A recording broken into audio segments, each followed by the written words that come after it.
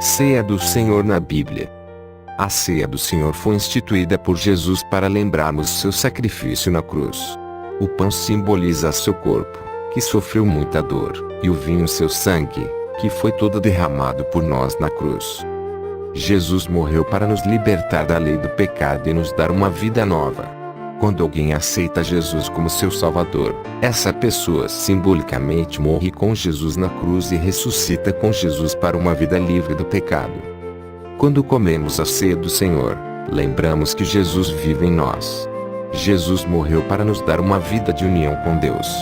Por causa da morte de Jesus, estamos mortos para o pecado, que já não tem direito de nos controlar. Versículos sobre a ceia do Senhor. Enquanto comiam, Jesus tomou um pão, deu graças, partiu e o deu aos seus discípulos, dizendo: Tomem e comam, isto é o meu corpo. Em seguida tomou o cálice, deu graças e o ofereceu aos discípulos, dizendo: Bebam dele todos vocês. Isto é o meu sangue da aliança, que é derramado em favor de muitos, para perdão de pecados. Eu digo que, de agora em diante, não beberei deste fruto da videira até aquele dia em que beberei o vinho novo com vocês no reino de meu Pai. Mateus 26, 26 a 29.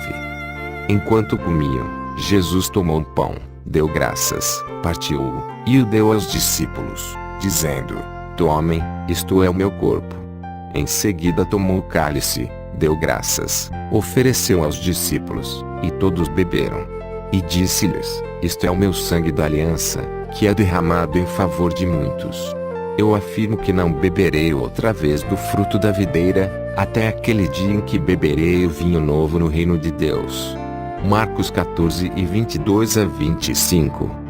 Tomando o pão, deu graças, partiu e o deu aos discípulos, dizendo: Isto é o meu corpo dado em favor de vocês, façam isto em memória de mim. Da mesma forma, depois da ceia, tomou o cálice, dizendo: Este cálice é a nova aliança no meu sangue, derramado em favor de vocês. Lucas 22 e 19 a 20.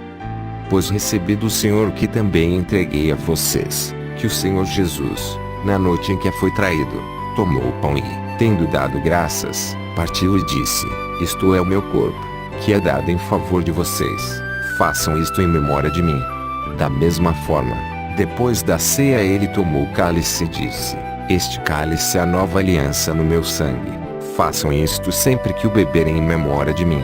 Porque, sempre que comerem deste pão e beberem deste cálice, vocês anunciam a morte do Senhor até que ele venha. Portanto, todo aquele que comer o pão ou beber o cálice do Senhor indignamente será culpado de pecar contra o corpo e o sangue do Senhor. Examine-se cada um a si mesmo, então coma do pão e beba do cálice. Pois quem come e bebe sem discernir o corpo do Senhor come e bebe para sua própria condenação. Por isso há entre vocês muitos fracos e doentes, e vários já dormiram. 1 Coríntios 11, 23 a 30. Não é verdade que o cálice da bênção que abençoamos é a participação no sangue de Cristo e que o pão que partimos é a participação no corpo de Cristo? Como há somente um pão, nós, que somos muitos, somos um só corpo, pois todos participamos de um único pão. 1 Coríntios 10 e 16 a 17. Jesus lhes disse: Eu digo a verdade, se vocês não comerem a carne do Filho do Homem e não beberem o seu sangue, não terão vida em si mesmos. Todo aquele que come a minha carne e bebe o meu sangue tem a vida eterna, e eu ressuscitarei no último dia. Pois a minha carne é verdadeira comida e o meu sangue é a verdadeira bebida. Todo aquele que come a minha carne e bebe o meu sangue permanece em mim e eu nele. Da mesma forma como o Pai que vive me enviou e eu vivo por causa do Pai, assim aquele que se alimenta de mim viverá por minha causa. João 6 e 53 a 57. Por essa razão, Cristo é o mediador de uma nova aliança para que os que são chamados recebam a promessa da herança eterna, visto que ele morreu como resgate pelas transgressões cometidas sob a primeira aliança. No caso de um testamento, é necessário que se comprove a morte daquele que o fez, pois um testamento só é validado no caso de morte, uma vez que nunca vigora enquanto está vivo quem o fez. Hebreus 9, 15 a 17. Se dessa forma fomos unidos a ele na semelhança da sua morte, certamente o seremos também na semelhança da sua ressurreição.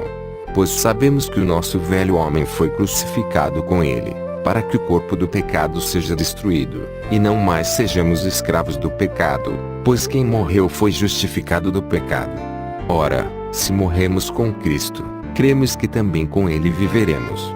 Pois sabemos que, tendo sido ressuscitado dos mortos, Cristo não pode morrer outra vez, a morte não tem mais domínio sobre ele. Porque, morrendo, ele morreu para o pecado uma vez por todas, mas, vivendo, vive para Deus. Romanos 6, 5-10. Assim, meus irmãos, vocês também morreram para a lei, por meio do corpo de Cristo, para pertencerem ao outro, aquele que ressuscitou dos mortos, a fim de que venhamos a dar fruto para Deus. Pois quando éramos controlados pela carne, as paixões pecaminosas despertadas pela lei atuavam em nosso corpo, de forma que dávamos fruto para a morte. Mas agora, morrendo para aquilo que antes nos prendia, fomos libertados da lei, para que sirvamos conforme o novo modo do Espírito, e não segundo a velha forma da lei escrita. Romanos 7, 4-6. Fui crucificado com Cristo. Assim, já não sou eu quem vive, mas Cristo vive em mim. A vida que agora vivo no corpo, vivo-a pela fé no Filho de Deus, que me amou e se entregou por mim. Gálatas 2:20. Se você gostou, já deixe seu like e se inscreva-se no canal.